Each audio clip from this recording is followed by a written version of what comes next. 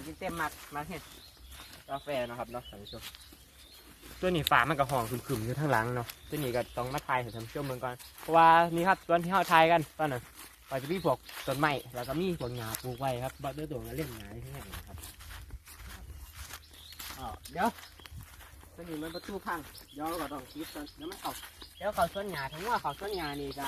เดี๋ยวก็บริกินหญ้าตอนน้ำมาเดี๋ยวจะบริกินเพราะว่าน้ำมาก็ต้องใส่หญ้าพวกนี้แหละครับตัดไปให้มันกินนะครับเนาะ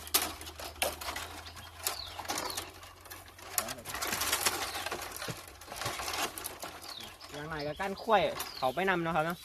เดี๋ยวข้วยเขาไปผุนเบิดเขาไปเหล่นนะครับเนาะผุนเอ้าตะบุญโดดออกไปเหรอโดดออกไปเหรอครับนั่นเหมือนแม่เลยนี่ครับแม่มันตัวแดงๆยาวๆนี่เหมือนแม่มันเลยมันมักโดดรู้แห้งผุนออกไปเหรอต้องใส่นิ้วหนามมั่งนี่ครับพยายามเล่นหยาอยู่ข้างนอกว่าเป็นยังดอกครับก็เอ้า